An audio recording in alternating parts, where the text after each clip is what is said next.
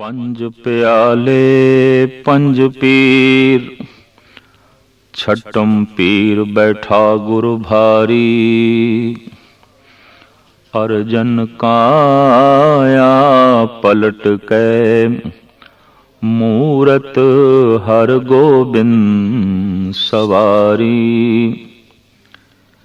चली पीड़ी सोडियां,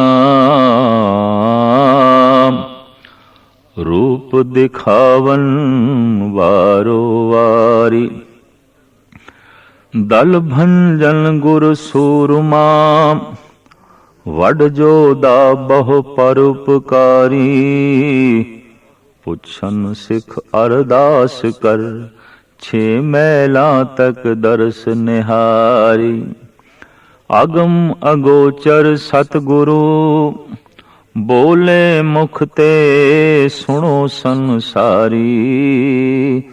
कल जुग पीड़ी सोडियां, निहचल नीम उसार खिलारी। महान शख्सियत, रूहानी बरकतां दे मालिक धन गुरु हरगोबिंद साहब जी महाराज दा अवतार हाड़ वधे एक सम्मत 1652 विच गुरु की वडाली जिला अमृतसर विखे होया। आप दे पिता धन श्री गुरु अर्जन देव जी महाराज ते माता गंगा जी सन। आप दे जन्म बारे अजीबो गरीब एक कथा चलती है। जगत माता गंगा जी ने अपने पति धन गुरु अर्जन देव जी महाराज दे अगों बेनती की थी। जिठाणी ने ताना मारे, बे औलादी है गंगा, सखणी रहेगी, सखणी चले जाएगी, ये सारी शान शौकत दौलत मान मर्यादा साडी है। आपने अर्जोई की थी, जगत दियां झोलियां भरन वाले, मेरी झोली भी भरो। तां धन गुरु अर्जन देव जी महाराज ने अपनी सुमतनी जगत माता गंगा जी नूं आख्या, वर देणगे बाबा बुढ़ा जी। तो आप बड़े सादे भाव नाल मिसे प्रसादे बना के और प्याज रख के पहुंचे बीड़, जिथे बाबा जी खेती बाड़ी दा काम करते सन। दूरों वेख के बाबा जी ने सन्मान किया, सत्कार किया। मेहनत करके खेती बाड़ी दा काम करके बाबा जी नूं अत्यंत भुख लगी हुई सी। अगों मिसे प्रसादे रखे और प्याज दे गंडे रखे। अंदर दी जानन वाले ते गुरु बरकतां नूं प्राप्त कर चुके बाबा बुढ़ा जी, जो साहिब श्री गुरु नानक देव जी महाराज तो वरसाए गए सन ते हुण मौजूद सन और गुरु भक्ति दे च निपुण संपूर्ण। प्रसादे दे कौर बुरकियां मूंह दे च पा के जद प्याज नूं मुठ नाल तोड़न लगे तां कहण लगे, हे गुरु पत्नी धन माता गंगा, थोड़ी कुख तो उस बच्चे ने जन्म लेना है जो दुष्टां ते जालमां दे सिर भन्नेगा। ये वाक ब्रह्म ज्ञानी दे ए बोल बिल्कुल सही होए। समा पाके गुरु अर्जन देव जी महाराज दे घर और माता गंगा जी दी कुख तो उस अवतारी पुरुष दा जन्म होया जो दल भंजन गुरु सूरमा, वड जोधा बहु पर उपकारी। आप जी नूं गुरगद्दी जेठवदी 8 संमत 1663 दे बख्शिश हुई। आप जी दी संतान बाबा गुरदित्ता जी श्री बाबा अणी राय जी, सूरजमल जी, बाबा अटल राय जी ते श्री गुरु तेग बहादुर जी ते बीबी वीरो जी सन। आप जी ने बड़े सुंदर सुंदर अस्थान वसाए ते बनाए। श्री अकाल तख्त, किला लोहगढ़, कौलसर, विवेकसर, श्री कीरतपुर महाराज ते डेरा साहिब लाहौर। आपने बहुत वड्डे युद्ध भी लड़े, एक अमृतसर विच, दूजा हरगोबिंदपुरे, तीसरा महाराज ते चौथा करतारपुर विच। गुरु हरगोबिंद साहब जी महाराज ने सिखी परंपरा नूं एक नवा मोड़ दिता। गुरु नानक देव जी महाराज तो लैके गुरु अर्जन देव जी महाराज तक ये फकीरां दा घर मनिया गया, पीरां दा घर मनिया गया, संतां दा टिकाणा मनिया गया। लेकिन अज परंपरा बदली। अज पीरी नाल गुरु हरगोबिंद साहब जी महाराज ने बकायदा तौर ते मीरी जोड़ दी।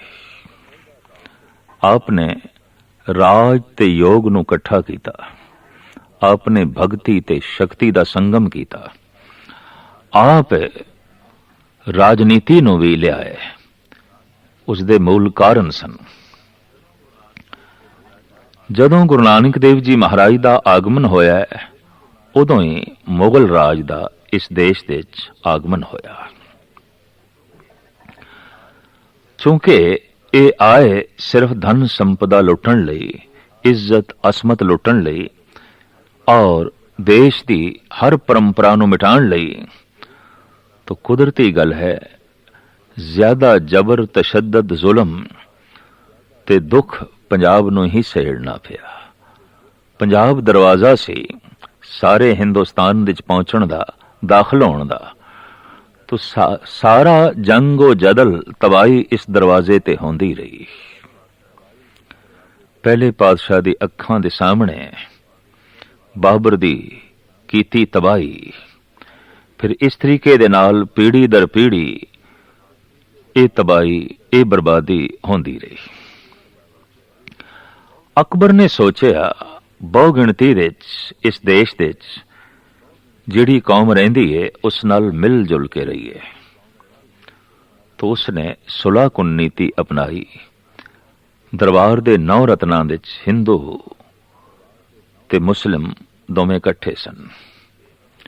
अकबर दी बेगम जोधाबाई राजा मान सिंह जी दी भैण सी। हिंदू संस्कृति और इस्लामी संस्कारां दा एक संगम सी। लेकिन जहांगीर दे नाल नीति बदली। इसे वास्ते गुरु हरगोबिंद साहब जी महाराज दे नाल गुरु घर दी परंपरा भी बदल गई।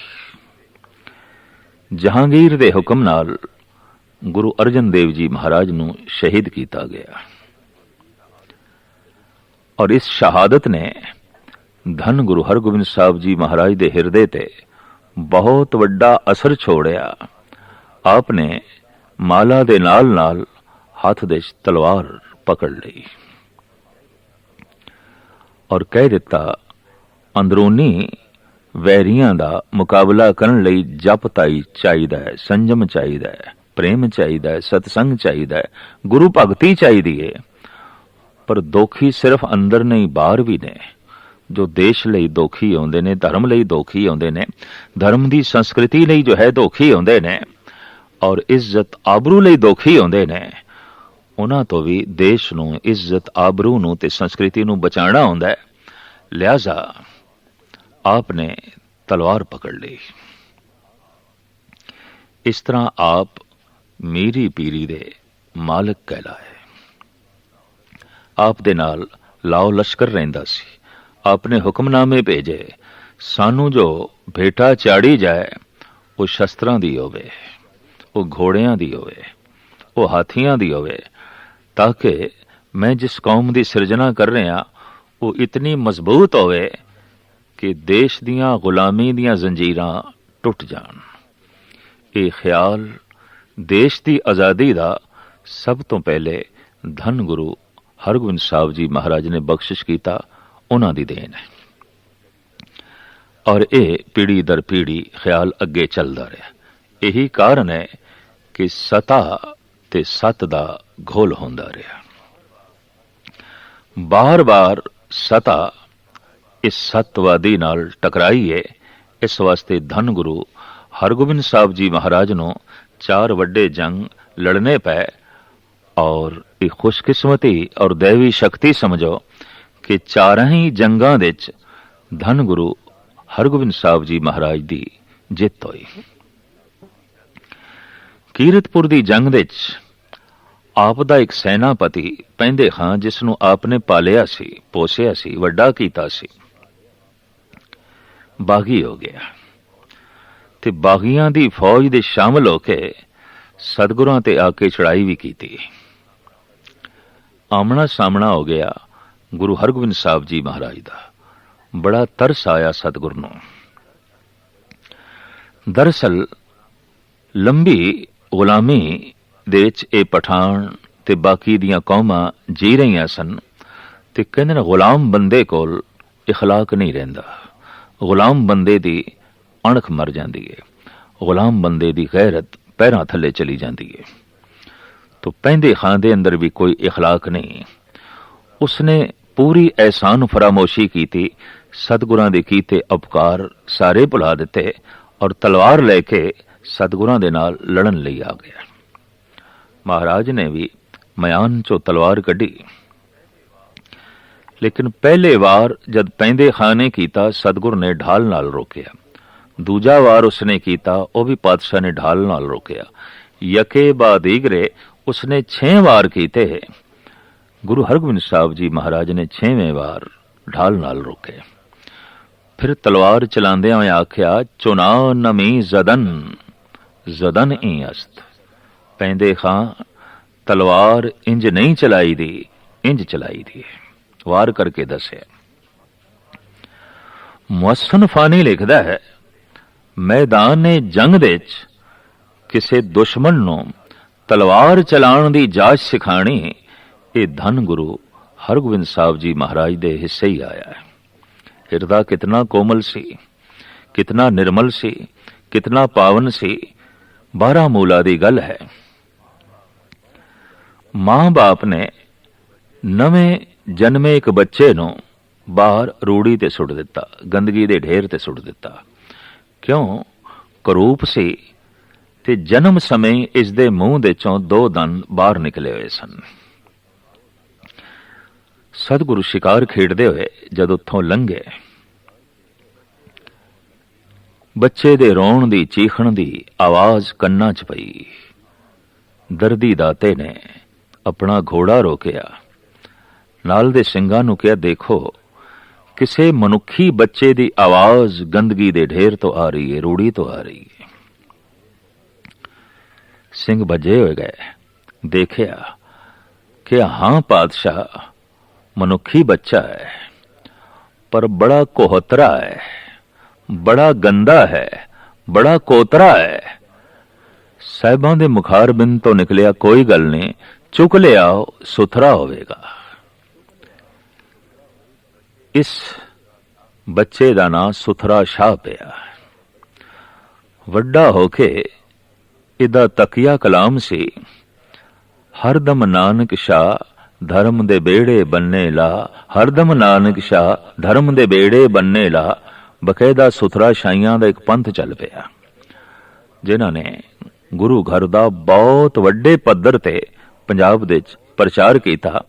ਔਰ ਇਹ ਹੱਥਾਂ ਦੇ ਵਿੱਚ ਕੜੇ ਪਾ ਕੇ, ਸੋਟੀਆਂ ਨਾਲ ਵਜਾ ਕੇ ਬਸ ਬਾਰ-ਬਾਰ ਇਹੀ ਗਾਈ ਜਾਂਦੇ ਸਨ ਕਿ ਹਰਦਮ ਨਾਨਕ ਸ਼ਾਹ ਧਰਮ ਦੇ ਬੇੜੇ ਬੰਨੇ ਲਾ। ਇਸ ਤਰੀਕੇ ਦੇ ਨਾਲ ਇਹ ਗੁਰਮਤ ਦਾ ਪ੍ਰਚਾਰ ਕਰਦਾ ਰਿਹਾ ਤੇ ਸਤਿਗੁਰਾਂ ਦੀ ਸ਼ਰਨ ਵਿੱਚ ਰਹਿ ਕੇ ਬ੍ਰਹਮ ਗਿਆਨ ਨੂੰ ਪ੍ਰਾਪਤ ਹੋਇਆ। ਤੁਖਮੇ ਤਾਸੀਰ ਕਰਕੇ ਮਜ਼ਾਕੀ ਸੁਭਾਅ ਦਾ ਸੀ, ਲੇਕਿਨ ਸਤਿਗੁਰਾਂ ਦੀ ਸੰਗਤ ਕਰਕੇ ਬ੍ਰਹਮ ਗਿਆਨੀ ਹੋਇਆ, ਸੀਲ ਸੰਜਮੀ ਹੋਇਆ, ਪ੍ਰਭੂ ਦੀ ਭਗਤੀ ਕਰਨ ਵਾਲਾ ਹੋਇਆ। ਇਸ ਤਰ੍ਹਾਂ ਦੇ ਬੱਚੇ ਨੂੰ ਜਿਸ ਨੂੰ ਮਾਂ ਨੇ ਵੀ ਸੁੱਟ ਦਿੱਤਾ, ਪਿਤਾ ਨੇ ਵੀ ਸੁੱਟ ਦਿੱਤਾ, ਗੁਰੂ ਚੁੱਕ ਕੇ ਲਿਆ ਹੈ ਔਰ ਆਪਣੀ ਗੋਦ ਵਿੱਚ ਥਾਂ ਦਿੱਤੀ। ਬੱਚੇ ਦੀ ਤਰ੍ਹਾਂ ਜੋ ਹੈ ਪਾਲਿਆ। ਇਸ ਸੂਰਬੀਰ ਦਾ ਹਿਰਦਾ ਕਿਤਨਾ ਕੋਮਲ ਸੀ, ਇਸ ਘਟਨਾ ਤੋਂ ਪਤਾ ਚੱਲਦਾ ਹੈ। ਆਪ ਨੇ ਸਿੱਖ ਜਗਤ ਨੂੰ ਇੱਕ ਬੜੀ ਅਜ਼ੀਮ ਦੇਣ ਦਿੱਤੀ। ਅਕਾਲ ਤਖਤ ਹੁਕਮ ਕੀਤਾ, ਐ ਸਿੰਘੋ, ਆਪਣੇ ਰਾਜਸੀ ਝਗੜੇ, ਧਾਰਮਿਕ ਮਤਭੇਦ, ਸਮਾਜਿਕ ਕਲ ਕਲੇਸ਼ ਇਸ ਤਖਤ ਤੇ ਆ ਕੇ ਨਿਪਟਾਇਆ ਕਰੋ। ਆਪਸ ਵਿੱਚ ਬੈਠ ਕੇ ਫੈਸਲਾ ਕਰਿਆ ਕਰੋ ਤੇ ਅਕਾਲ ਤਖਤ ਦਾ ਜਥੇਦਾਰ ਜੋ ਫੈਸਲਾ ਕਰੇ ਉਸ ਨੂੰ ਪ੍ਰਵਾਨ ਕਰ ਲਿਆ ਕਰੋ, ਉਸ ਨੂੰ ਕਬੂਲ ਕਰ ਲਿਆ ਕਰੋ। ਸਿੱਖ ਜਗਤ ਵਿੱਚ ਇਹ ਬੜੀ ਮਹਾਨ ਪਰੰਪਰਾ ਧੰਨ ਗੁਰੂ ਹਰਗੋਬਿੰਦ ਸਾਹਿਬ ਜੀ ਮਹਾਰਾਜ ਨੇ ਤੋਰੀ, ਔਰ ਵਾਕਈ ਇਸ ਦੀ ਲੋੜ ਸੀ, ਕਿਉਂਕਿ ਦੇਸ਼ ਖਤਰੇ ਵਿੱਚ ਸੀ ਚਾरों ओर, और आपसी विखाद खड़ा हो जाए, आपस ਵਿੱਚ ਹੀ ਸ਼ਕਤੀ ਪਾੜ ਜਾਏ, तो फिर ਦੇਸ਼ ਦੀ ਰੱਖਿਆ ਕਰਨੀ ਤੇ ਆਪਣੇ ਆਪ ਨੂੰ ਬਚਾਉਣਾ ਔਖਾ ਹੁੰਦਾ ਹੈ। ਆਮ ਜਗਤ ਵਿੱਚ ਜਿਹੜੀ ਰਾਜਨੀਤੀ ਚੱਲਦੀ ਹੈ ਉਹ ਇਹਨਾਂ 4 ਗੁਣਾਂ ਕਰਕੇ ਚੱਲਦੀ ਹੈ, ਜੋ ਵਾਸਤਵਿਕ 4 ਗੁਣ ਨਹੀਂ ਨੇ, ਹਕੀਕਤ ਵਿੱਚ ਔਗਣ ਹੀ ਨੇ। ਸ਼ਾਮ, ਦਾਮ, ਡੰਡ, ਭੇਦ। ਅਗਲੇ ਦੀ ਸ਼ਰਨੀ ਪੈ ਜਾਓ ਜਾਂ ਅਗਲੇ ਨੂੰ ਆਪਣੀ ਸ਼ਰਨ ਵਿੱਚ ਥਾਂ ਦਿਓ, ਔਰ ਇਸ ਤਰ੍ਹਾਂ ਉਸ ਨੂੰ ਕਾਬੂ ਵਿੱਚ ਰੱਖੋ। ਪਰ ਉਸ ਦੀ ਸ਼ਰਨੀ ਪੈ ਕੇ ਜੇ ਉਹ ਕਾਬੂ 'ਚ ਨਹੀਂ ਆਇਆ ਤੇ ਸ਼ਰਨ ਵਿੱਚ ਰੱਖਣ ਦੇ ਨਾਲ ਵੀ ਉਹ ਕਾਬੂ ਵਿੱਚ ਨਹੀਂ ਆਇਆ, ਤਾਂ ਦਾਮ ਕੁਛ ਦੇ ਕੇ ਉਸ ਨੂੰ ਕਾਬੂ ਕਰੋ। ਪਰ ਜੇ ਕਿਧਰੇ ਉਹ ਦੇ ਕੇ ਵੀ ਕਾਬੂ ਵਿੱਚ ਨਹੀਂ ਆਇਆ ਤਾਂ ਡੰਡ, ਉਹਨੂੰ ਸਜ਼ਾ ਦਿਓ, ਉਹਨੂੰ ਮਾਰੋ। ਪਰ ਜੇ ਡੰਡ ਨਾਲ ਵੀ ਉਹ ਕਾਬੂ ਨਹੀਂ ਆ ਸਕਿਆ ਤੇ ਫਿਰ ਪਾੜੋ, ਫਿਰ ਟੁਕੜੇ ਟੁਕੜੇ ਕਰੋ, ਫਿਰ ਪਾੜ ਦਿਓ, ਵਖੇਵਾ ਖੜਾ ਕਰ ਦਿਓ। ਅੱਜ ਤੱਕ ਸਾਰੀ ਦੁਨੀਆ ਦੇ ਰਾਜਨੀਤੀ ਇਸੇ ਢੰਗ ਨਾਲ ਚਲਦੀ ਰਹੀ ਹੈ ਔਰ ਚਲਦੀ ਆ ਰਹੀ ਹੈ। ਧੰਨ ਗੁਰੂ ਹਰਗੋਬਿੰਦ ਸਾਹਿਬ ਜੀ ਮਹਾਰਾਜ ਨੇ ਰਾਜਨੀਤੀ ਦੀ ਨਵੀਂ ਬੁਨਿਆਦ ਰੱਖੀ। ਮਿਲਨਸਾਰੀ ਦਾ ਜਜ਼ਬਾ, ਭਾਈਚਾਰਾ, ਇਨਸਾਫ, ਬਰਾਬਰੀ, ਪਿਆਰ, ਇਹ ਆਪ ਦੇ ਬਖਸ਼ੇ ਹੋਏ ਬੜੇ ਮਹਾਨ ਸਿਧਾਂਤਿਕ ਨੁਕਤੇ ਜੋ ਬੜੇ ਕਾਰਾਮਦ ਨੇ ਔਰ ਸਿੱਖ ਜਗਤ ਨੂੰ ਬਹੁਤ ਤਾਮੀਰੀ ਰੁਚੀਆਂ ਦਿੰਦੇ ਰਹੇ। ਆਪ ਦਾ ਸ਼ਸਤਰਧਾਰੀ ਹੋਣਾ ਔਰ ਨਾਲ ਘੋੜਾ ਸਵਾਰਾਂ ਦਾ ਰੱਖਣਾ, ਸੈਨਾ ਦਾ ਰੱਖਣਾ ਵਕਤ ਦੀ ਹਕੂਮਤ ਨੂੰ ਚੰਗਾ ਨਹੀਂ ਲੱਗਿਆ। ਆਪ ਨੇ ਪ੍ਰਚਾਰ ਦੇ ਨਾਲ ਨਾਲ ਇਹ ਪ੍ਰਚਾਰ ਵੀ ਆਰੰਭ ਕੀਤਾ ਕਿ ਸ਼ਕਤੀਸ਼ਾਲੀ ਬਣੋ, ਜੋ ਮਾਲਾ ਫੇਰਦੇ ਹੋ ਇਸ ਦੀ ਰੱਖਿਆ ਵੀ ਕਰ ਸਕੋ, ਆਪਣੇ ਧਰਮ ਦੀ ਰੱਖਿਆ ਵੀ ਕਰ ਸਕੋ, ਆਪਣੇ ਦੇਸ਼ ਦੀ ਰੱਖਿਆ ਵੀ ਕਰ ਸਕੋ। ਸਮੁੱਚੇ ਕਸ਼ਮੀਰ ਦੇ ਵਿੱਚ ਜੋ ਅੰਦੋਲਨ ਚਲੇ ਹੋਏ ਸਨ, ਆਪ ਨੇ ਉੱਥੇ ਫੇਰੀ ਪਾ ਕੇ ਬਹੁਤ ਸੁੰਦਰ ਦਿਲਾਸਾ ਦਿੱਤਾ ਔਰ ਸਾਰਿਆਂ ਦੇ ਵਿੱਚ ਗੁਰਮਤਿ ਦਾ ਪ੍ਰਚਾਰ ਕੀਤਾ। ਕਸ਼ਮੀਰ ਦੀ ਸਿੱਖੀ ਧੰਨ ਗੁਰੂ ਹਰਗੋਬਿੰਦ ਸਾਹਿਬ ਜੀ ਮਹਾਰਾਜ ਦੀ ਬਣਾਈ ਹੋਈ ਸਿੱਖੀ ਹੈ ਔਰ ਉਹਨਾਂ ਦੇ ਆਸ਼ੀਰਵਾਦ ਨਾਲ ਫਲੀ ਹੈ, ਫੁੱਲੀ ਹੈ। ਜਹਾਂਗੀਰ ਇਸ ਨੇ ਇੱਕ ਦਫਾ ਸਤਿਗੁਰਾਂ ਨੂੰ ਬੁਲਾ ਭੇਜਿਆ ਆਗਰੇ। ਪਾਤਸ਼ਾਹ ਗਏ। ਸ਼ਾਨੋ ਸ਼ੌਕਤ ਗੁਰੂ ਹਰਗੋਬਿੰਦ ਸਾਹਿਬ ਜੀ ਮਹਾਰਾਜ ਦੀ ਦੇਖ ਕੇ ਲਾਓ ਲਸ਼ਕਰ, ਸੀਸ ਤੇ ਕਲਗੀ, ਗਲੇ ਵਿੱਚ ਮੋਤੀਆਂ ਦੀ ਮਾਲਾ, ਮੋਢੇ ਤੇ ਬਾਜ਼, ਹੱਥ ਵਿੱਚ ਤਲਵਾਰ ਚਮਕਦੀ ਹੋਈ ਜਿਸ ਦੀ ਸੋਨੇ ਦੀ ਮੁੱਠ।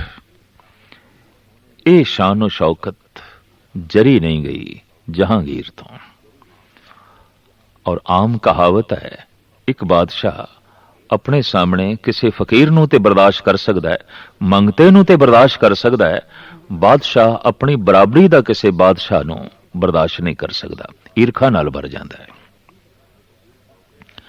ਉਸਨੇ ਧੋਖੇ ਨਾਲ ਗੁਰੂ ਹਰਗੋਬਿੰਦ ਸਾਹਿਬ ਜੀ ਮਹਾਰਾਜ ਨੂੰ ਆਗਰੇ ਦੇ ਕਿਲੇ ਵਿੱਚ ਕੈਦ ਕਰਵਾ ਦਿੱਤਾ। ਸਿੱਖ ਜਗਤ ਵਿੱਚ ਬੜਾ ਰੋਸ ਫੈਲਿਆ। ਗੁਰੂ ਅਰਜਨ ਦੇਵ ਜੀ ਮਹਾਰਾਜ ਦੀ ਸ਼ਹਾਦਤ ਤੋਂ ਬਾਅਦ ਜੋ ਰੋਸ ਸੀ, ਗੁਰੂ ਹਰਗੋਬਿੰਦ ਸਾਹਿਬ ਜੀ ਮਹਾਰਾਜ ਦੇ ਕੈਦ ਹੋ ਜਾਣ ਨਾਲ उस रोस दी अग दे च तेल ही पिया। जिस ग्वालियर दे किले दे च आप नूं कैद रखिया गया, उत्थे पहले दे ही 52 राजे कैद सन। इस देश दे च जिस राजे नूं जहांगीर ने एक शक्ति समझिया, ताकत समझिया और अपने लिए खतरा समझिया, उन्होंने जोब कोब करके काबू किया ते फिर ग्वालियर दे किले च बंद कर दिता। सवेरे नाश्ते दे उन्होंने पोस्त पिलाया जाता सी ताकि सहजे सहजे ये आलसी हो जान, दलिदरी हो जान, सोचण की शक्ति इन्हां दी कुंद हो जाए। पर जद अज गुरु हरगोबिंद साहब जी महाराज किले दे च गए तो किला वाकई मंदिर बन गया, सतसंग बन गया। इन्हां राजियां नूं प्रभु नाम सिमरन नूं मिलिया, प्रभु दी कीर्ति सुनन नूं मिली, प्रभु दा जस सुनन नूं मिलिया, रस आण लग पिया और महाराज ने कह दिता कल तो तुसी पोस्त नहीं पीना, इनू ठुकरा देना है। इंज रब्बी नाम दा अमल दे के पोस्त दा अमल छुड़वा दिता। इतिहासकारां दे कथन अनुसार आप 14 महीने इस जेल दे च रहे ने। अमृतसर तो संगतां आउंदियां रहियां ग्वालियर, किले दी परिक्रमा करके किले दियां दीवारां नूं मत्था टेक के और मन दे च गम रोस लेके वापस जांदियां रहियां। किले दी वो परिक्रमा करदे सन, शब्द गांदे हुए, प्रभु दा नाम जपदे हुए। ये चौकी उदों तो ही एक परंपरा दा रूप बन गई। अज भी बेशतर गुरुद्वारियां दे ते खास करके दरबार साहब दे जो चौकी परिक्रमा दे बकायदा चलती है, ये उसे यादगारी चिन्ह दा एक हिस्सा है। ये पहले किले दी परिक्रमा होंदी सी, शब्द गांदे होया, प्रभु दा जाप करदे होया। साईं मियां मीर दी मुदाखलत, सिखां दा रोस और आम जनता दा रोस वेख के जहांगीर नूं घबराहट होई कि हुण ज्यादा देर तक गुरु हरगोबिंद साहब जी महाराज नूं कैद रखना औखी गल है। आपने रिहाई दा हुक्मनामा भेजिया और धन गुरु हरगोबिंद साहब जी महाराज ने रिहा होने तो इनकार कर दिता। क्यों? वो 52 राजे रोन लग पे, आखण लगे पातशाह आप चले हो, तुसी साडा सहारा सी, थोड़े आसरे ते दिन बड़े सोहणे लंघ रहे सन, प्रभु चिंतन साड़ी खुराक बन गई सी, प्रभु सिमरन साड़ी दौलत बन गई सी, ये आनंद हुण किवें मिलेगा? आप जा रहे हो। सतगुरु ने धीरज दिती, कहने लगे नहीं, थानू छोड़ के नहीं जावांगे, जावांगे तो तुसी भी साडे नाल चलोगे, नहीं तो असी भी नहीं जावांगे। सतगुरु ने जवाब दिता जिन्ने चिर तक ये राजे नहीं छोड़े जाते असी जेल तो बाहर नहीं आवांगे, किले तो बाहर नहीं आवांगे। तां जहांगीर ने दूसरा हुक्म भेजिया, जितने राजे गुरु हरगोबिंद साहब जी महाराज दा दामन पकड़ लैन वो बाहर आ सकते हैं। गुरु हरगोबिंद साहब जी महाराज अक्सर 50 कलियां वाला चोला पहनते सन, बड़ा वड्डा, उंज भी आप दा शरीर भी बड़ा भारी भरकम सी। शायद इसे वास्ते ही कवि संतोख सिंह जी ने और भाई गुरदास जी ने लिखा, दल भंजन गुरु सूरमा वड योधा बहु पर उपकारी। आपने तमाम राजियां नूं कह दिता एक एक कली पकड़ लो मेरी, तो 50 ने ते पकड़ ली। राजे 52 सन, दोवां दियां बावां सतगुर ने पकड़ लियां। इस तरह 52 राजे बाहर आए, दर्दी दाते दा नाम पै गया, बंदी छोड़ धन गुरु ਹਰਗੋਬਿੰਦ ਸਾਹਿਬ ਜੀ ਮਹਾਰਾਜ ਬੰਧਨਾਂ ਨੂੰ ਤੋੜਨ ਵਾਲੇ, ਜੋ ਉਮਰ ਕੈਦ ਭੋਗ ਰਹੇ ਸਨ, ਉਹਨਾਂ ਦੀ ਬੰਦ ਖਲਾਸੀ ਕੀਤੀ। ਉੱਥੋਂ ਆਪ ਵਾਪਸ ਆਏ ਨੇ ਆਗਰਾ। ਆਗਰੇ ਵਿੱਚ ਜਮਨਾ ਦੇ ਕੰਢੇ ਤੇ ਜਹਾਂਗੀਰ ਦਾ ਤੰਬੂ ਲੱਗਿਆ, ਆਪ ਦਾ ਵੀ ਤੰਬੂ ਲੱਗਿਆ। ਜਹਾਂਗੀਰ ਨੇ ਸਵਾਗਤ ਜ਼ਰੂਰ ਕੀਤਾ, ਔਰ ਸਵਾਗਤ ਵਿੱਚ ਰਾਜਨੀਤੀ ਸੀ। ਮਹਿਲਾਂ ਵਿੱਚ ਬੁਲਾਉਣ ਲਈ ਆਖਿਆ, ਸਤਿਗੁਰੂ ਨੇ ਇਨਕਾਰ ਕੀਤਾ। ਆਖਿਆ ਨਹੀਂ, ਤੇਰੇ ਮਹਿਲਾਂ 'ਚ ਸਾਡੇ ਸਿੱਖ ਨਹੀਂ ਆ ਸਕਣਗੇ,